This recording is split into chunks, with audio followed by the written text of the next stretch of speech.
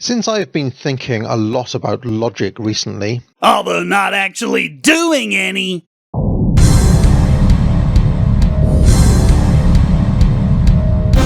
I thought it might be interesting to try to get to the core of why libertarian arguments have failed to make much headway against socialism. Yeah, see how he skips over the basic assumptions. Socialism is losing among basically everyone except well-to-do brats who don't want to work. I have attempted to boil down into logically valid syllogisms the core arguments that libertarians tend to make. Which is a big red flag, since we've made videos, blog posts, podcasts, and even entire books that go over the logic. You're only wanting to boil it down because you don't want to consider what we actually have to say. So here is the core utilitarian argument advanced by Ludwig von Mises and also by Chicago School economists such as Milton Friedman. They weren't utilitarians, you moron!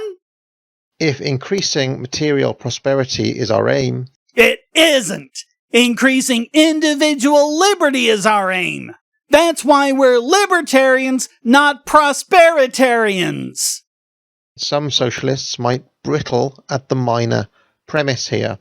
Material prosperity is our aim, and we will return to this soon. I have a feeling we will. You didn't set up this blatant straw man just to ignore it. Now, libertarians of the Rothbardian stripe make a different argument, relying not on utility, but on morality. Oh, for the absolute love of... It's something like this. If maximizing freedom is our aim, then the free market is the best method of achieving it. Maximizing freedom is our aim, therefore we should pursue free markets. Neither one is what Mises or Friedman or Rothbard argued. Sheesh, Rothbard even has a whole book called The Ethics of Liberty. It's one of the ones I was talking about at the beginning. The quick review is, if we want to have a consistent, universally applicable set of ethical values, the only way to do that is to make one that incorporates the non-aggression principle. Because anything that violates it makes for huge inconsistencies and internal contradictions. So, regardless of what your motivation is, human prosperity or happiness or morality or equality or whatever, you need to build your framework around that. Otherwise, you're going to run into all sorts of contradictions and it's just not going to work. Now, a typical socialist argument might look like this. If equality for all is our aim, then socialism is the best method of achieving it. Except we've seen over and over and over again that it isn't. And this is something else that's made it abundantly clear that you haven't even bothered to go to the source material and you're just grabbing this from socialist talking points or pulling it out of your ass or whatever. And I'm referring to when Friedman said, a society that puts equality before freedom will get neither. But a society that puts freedom before equality will wind up with a great measure of both. Equality is our aim, therefore we should pursue socialism. And of course here, many libertarians would take immediate issue with the minor premise. No, we don't! We argue with your conclusion that socialism is the best way to achieve it, when not only does the free market work much better for that, as I've repeatedly shown using worldwide economic data, we've also seen that socialism actually makes things worse. The people in charge of the glorious workers' collective live in palaces, while everyone else starves. However, if you read Milton Friedman... You've never read Friedman in your life. Stop pretending. For example, in his famous 1946 essay on rent controls with George Stigler, which is called Roofs or Ceilings, he just grants socialists this premise. No, he doesn't. I've got it linked below so you can read it for yourself. You know who didn't provide a link to it in the description of his video? This guy! The book is about the housing crisis, in particular as it was occurring at the time. The question was, how do you divide limited housing resources among a growing population? They compared 3 methods: the price mechanism, rationing, and favoritism. And, of course, being intellectually honest, they looked at both advantages and objections to each of these. But the essay isn't even about socialism. The word socialism doesn't even appear anywhere in the essay. And then he argues along these lines. He says, socialism always increases inequality. Inequality is bad. Therefore, socialism is bad. Not even remotely what they argued anywhere.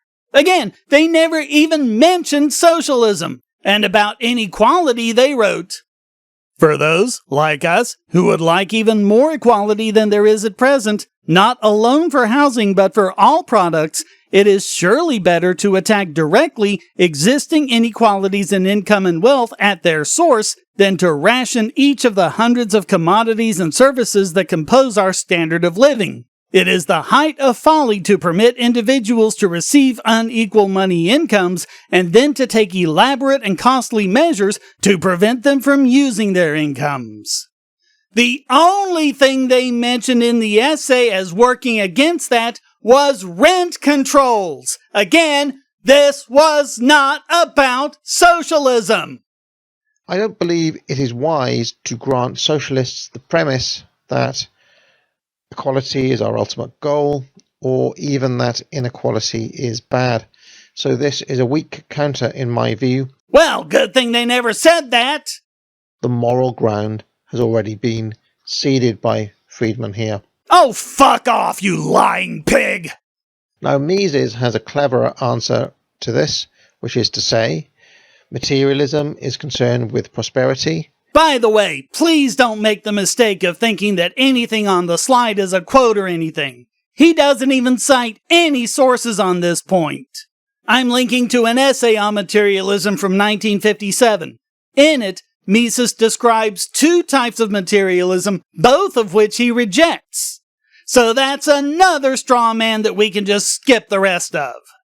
In Human Action, Mises points out that socialism ultimately promises to make everyone better off, and that its foundations rest on materialist assumptions. It'd be really helpful if he'd cite a page number here, or at least a chapter. Without that, I was left with searching the text for materialism, and I didn't find any such claim, not even in the section from pages 79 to 84, where he specifically talks about Marx's dialectical materialism, which I don't think this guy understands for a second.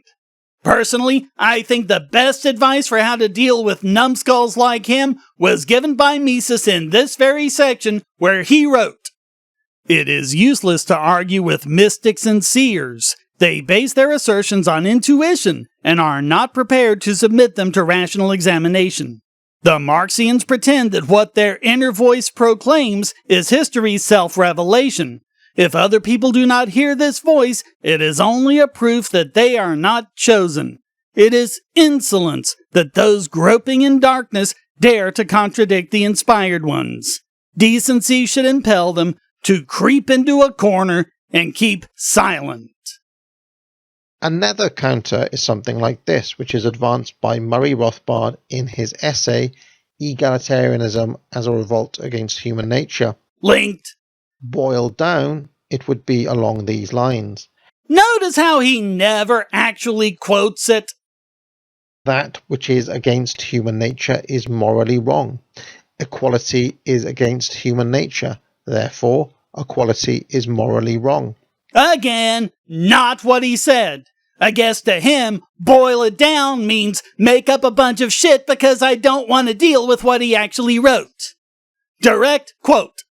We end with the conclusion that egalitarians, however intelligent as individuals, deny the very basis of human intelligence and of human reason, the identification of the ontological structure of reality, of the laws of human nature, and the universe. In so doing, the egalitarians are acting as terribly spoiled children, denying the structure of reality on behalf of the rapid materialization of their absurd fantasies. Since their methodology and their goals deny the very structure of humanity and of the universe, the egalitarians are profoundly anti-human, and therefore their ideology and their activities may be set down as profoundly evil as well. Egalitarians do not have ethics on their side unless one can maintain that the destruction of civilization and even of the human race itself may be crowned with the laurel wreath of a high and laudable morality. The typical socialist response to this would be to call Rothbard an essentialist. Yeah, socialists do say stupid shit like that. Which is funny, because the very core of socialism is based on objects having an intrinsic value. The argument states, social constructs can change, human nature is a social construct, therefore, human nature can change. Socialists ultimately believe that people can be conditioned into becoming the new socialist man. Yes, socialists do believe that. And that's why socialist states have always ended up being horrible nightmare scenarios, because of the horrible conditioning they tried putting the population through. And we also see this through horror fiction like that of Orwell and Huxley and Vonnegut. Rothbard specifically mentioned Vonnegut's short story Harrison Bergeron from the same essay. The horror we all instinctively feel at these stories is the intuitive recognition that men are not uniform, that the species, mankind, is uniquely characterized by a high degree of variety, diversity, differentiation, in short, inequality. An egalitarian society can only hope to achieve its goals by totalitarian methods of coercion, and even here, we all believe and hope the human spirit of individual man will rise up and thwart any such attempts to achieve an ant-heap world. In short, the portrayal of an egalitarian society is horror fiction because, when the implications of such a world are fully spelled out, we recognize that such a world and such attempts are profoundly anti-human. Being anti-human in the deepest sense, the egalitarian goal is, therefore, evil, and any attempts in the direction of such a goal must be considered evil as well. Such things as self-interest and greed are taught behaviors, the result of capitalist structures. Yes, you do believe that, and again, your belief in this is what causes you to support and even commit horrors against the very human mind itself. You as much said so in your own words, and apparently you're not even smart enough to realize it. Geez, can you believe we're only halfway through this turd of a video? Brandolini's Law strikes again! No, what is claims can be moral. All claims about human nature are what is claims. Therefore, no claims about human nature can be moral. From the same essay. The age-old record of inequality seems to indicate that this variability and diversity is rooted in the biological nature of man. But it is precisely such a conclusion about biology and human nature that is the most galling of all possible irritants to our egalitarians. Even egalitarians would be hard put to deny the historical record, but their answer is that culture has been to blame. And since they obviously hold that culture is a pure act of the will, then the goal of changing the culture and inculcating society with equality seems to be attainable. In this area, the egalitarians slough off any pretense to scientific caution. They are scarcely content with acknowledging biology and culture as mutually interacting influences. Biology must be read out of court quickly and totally. Man, how many times can Rothbard be right? Faced with this, one has some choices. If religious, one might invoke God and perhaps get into theology. That which God creates is good. That which is natural was created by God. Therefore, that which is natural is good. Since absolutely zero libertarians make this claim, we can skip ahead some more. Rothbard would likely fire back by stating that maximizing freedom is not a materialist goal. Would likely fire back? Why don't you just read what he wrote? The well-read socialist would actually accept Rothbard's premise, remembering what Marx's utopia is ultimately about. Communism results in ultimate freedom. Socialism aims at achieving communism. Therefore, socialism maximizes freedom. And now you know what his image of a well-read socialist claims. Even though it's so absurdly laughable, we don't need to do anything other than just listen to the claim to know how dumb it is. Socialism and communism have to completely repress individual freedom to get what they want, and then that result is ultimate freedom. Or you could just have a philosophy where you already have freedom for everyone under the non-aggression principle and go from there. Any semi-intelligent person should easily be able to tell which one makes more sense, which leaves this guy out. Using arguably the three most prominent libertarian thinkers of the 20th century, the first, Milton Friedman, accepts the socialist premise that equality is the aim of society.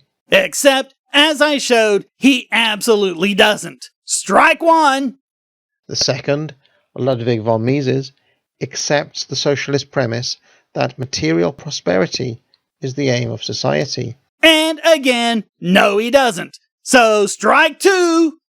And the third, Murray Rothbard, accepts the socialist premise that total freedom is the aim of society. And strike three! You're out of there! What does this tell us? That you're a moron who can't even be bothered to read. So thanks for watching. Please hit like and subscribe, leave a comment, and go to donate.bogosity.tv to keep me doing what I do. And check out all the great content here, like this video selected just for you.